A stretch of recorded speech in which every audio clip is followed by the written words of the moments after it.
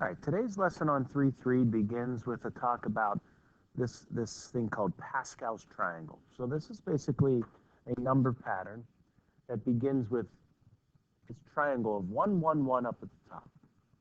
And as you move down through the rows, the new rows are developed by taking these numbers and adding them to get the 2. 1 plus 2 makes the 3. 2 plus 1 makes the 3.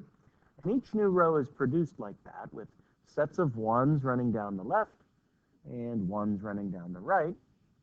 And all the numbers on the inside are produced by adding the 2 numbers above. And lots of different patterns are developed here in Pascal's triangle, and we see it show up a lot in the math world, these combinations of numbers. So the first task for today is to find the slide, or actually at the bottom of your Pascal's triangle that you have there in your packet. The next row, we're going to go ahead and write out.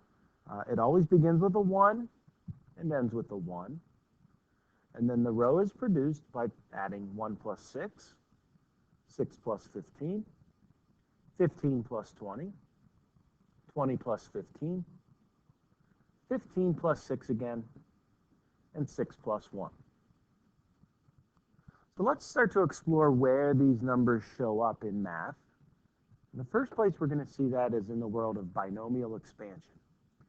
This is a problem from the homework the other day, where we did a plus b to the third power.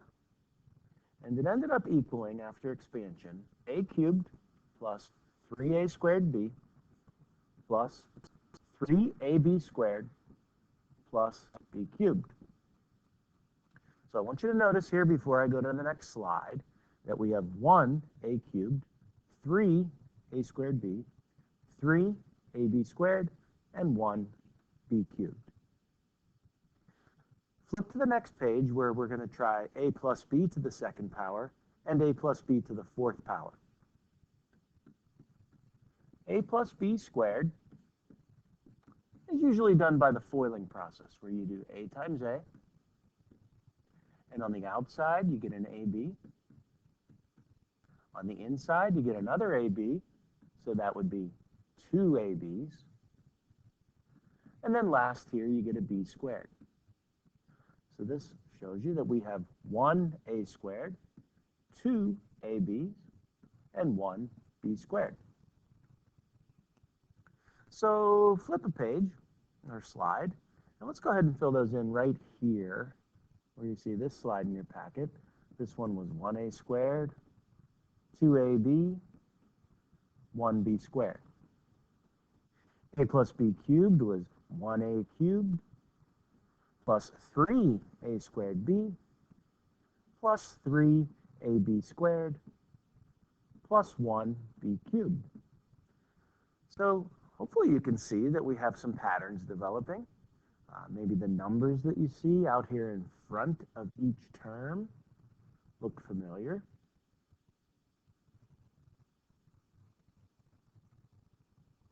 One, three, three, 1, 1, 3, 3, 1. 1, 2, 1 came from a plus b squared. So let's go back to the previous slide, and let's see if these 1, 4, 6, 4, 1 numbers will show up when we do a plus b to the fourth power. So if we think about a plus b to the fourth, it's basically going to be a plus b squared twice, right? A plus b squared times another a plus b squared would be a plus b to the fourth power. And we know from the problem we just did right here that each of these a plus b squareds is a squared plus 2ab plus b squared. And then this one would be a squared plus 2ab plus b squared. So let's expand this and see if that 1, 4, 6, 4, 1 shows up. So I'm going to use 3 different colored pens so you can follow here, I hope.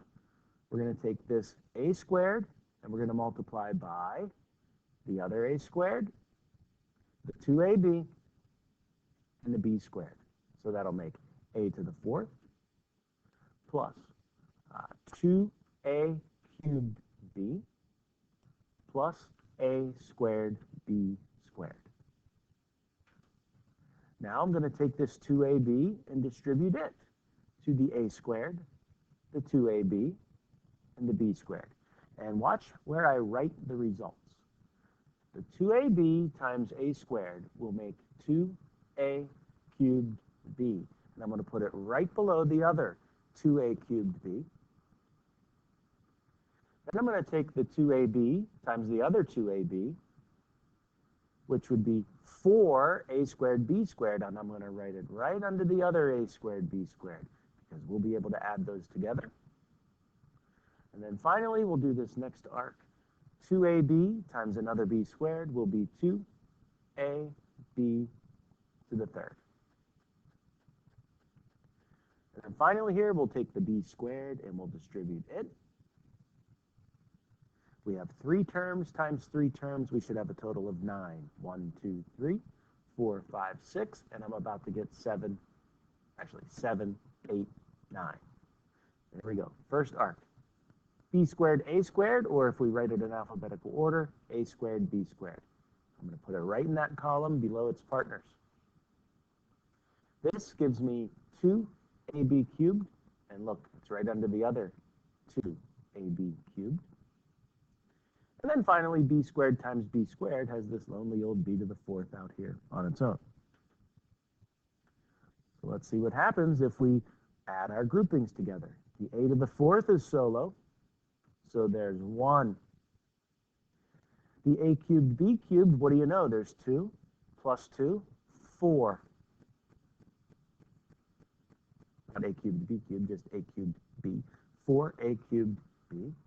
And then here we go. One more time. We have 1 a squared b squared plus 4 a squared b squared plus 1 a squared b squared, making 6 a squared b squared. Pascal's triangle. Here we come. 1, 4, 6, 4, 1.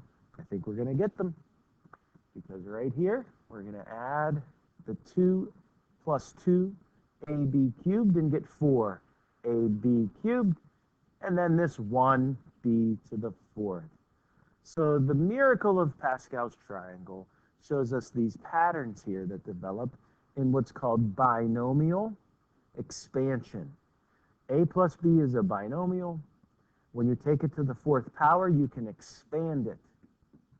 And Pascal's triangle will always show you the coefficients that show up as you work your way from left to right, with a to the 4th, a to the 3rd b, a squared b squared, 4ab cubed, and 1b to the 4th. So the last thing we did in class today was to talk about, okay, what would a plus b to the 5th look like? So go ahead and pause the video and go ahead and try it using row 5. And then see if you can figure out what all the a's and b's will be. Start with a to the 5th and work your way down. From right to left, start with b to the 5th and work your way down as you go back across from right to left.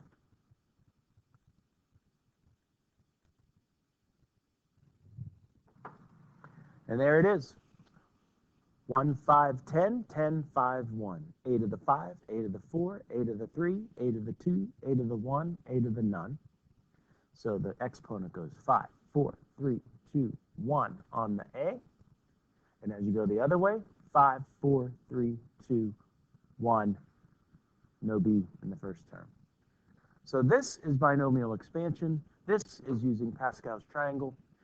We're going to see how, in the future, we're going to see things like, all right, what if it was a minus b to a power?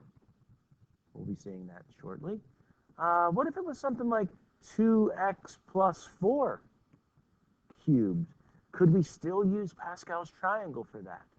Or even something like 5a minus 3b to the 4th? Is that something else we could use Pascal's triangle for? The answer is yes, and it's going to take some time to get used to them, so we're going to practice several of these. I hope that helped to explain where we're headed with lesson 3.3.